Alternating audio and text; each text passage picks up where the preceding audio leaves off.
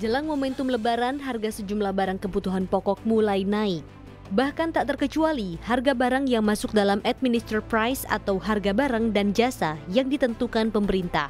Akibatnya, hantu inflasi pun kian dekat di depan mata. Sejumlah harga barang yang naik antara lain bahan bakar minyak, jenis Pertamax atau RON 92, harganya naik menjadi Rp12.500 per liter mulai 1 April 2022. Kenaikan harga BBM terpaksa dilakukan pemerintah untuk mengimbangi tren harga minyak dunia yang telah menembus $100 Amerika Serikat per barel. Hal ini untuk menghindari jebolnya APBN, akhirnya pemerintah memutuskan Pertalite sebagai BBM bersubsidi sehingga harganya masih belum naik. Pemerintah sudah memutuskan ya, Pertalite dijadikan subsidi, Pertamax tidak. Ya, jadi kalau Pertamax naik ya mohon maaf, tapi kalau Pertalite subsidi tetap. Bukan hanya minyak, kenaikan harga juga diprediksi bakal terjadi pada tarif listrik hingga LPG 3 kg.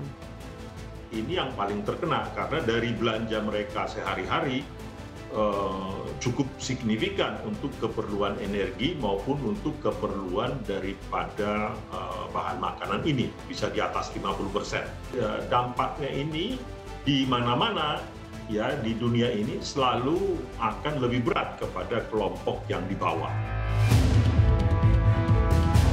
Meskipun kenaikan harga kebutuhan pokok ini masih menunggu lampu hijau Presiden Joko Widodo, kenaikan sejumlah harga ini pun mempengaruhi daya beli masyarakat, terutama kelompok kelas menengah bawah.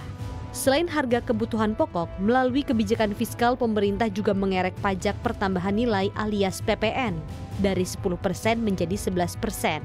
Ini kian menambah berat daya beli masyarakat. Meskipun Menteri Keuangan Sri Mulyani menyatakan Indonesia masih memiliki ruang untuk mengerek PPN dibandingkan negara lain yang telah mencapai 15%.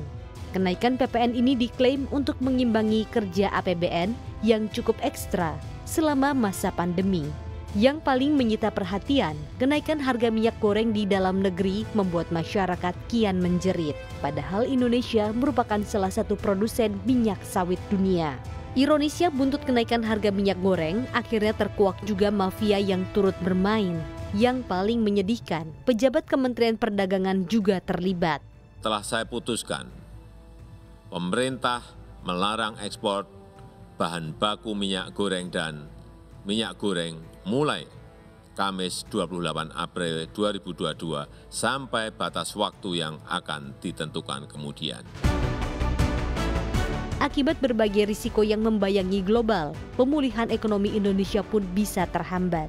Bank Indonesia merevisi angka proyeksi pertumbuhan ekonomi Indonesia pada tahun ini dari 4,7 hingga 5,5% menjadi 4,5 hingga 5,3%. Selain itu, Bank Indonesia merevisi ke bawah proyeksi ekonomi Indonesia pada tahun ini.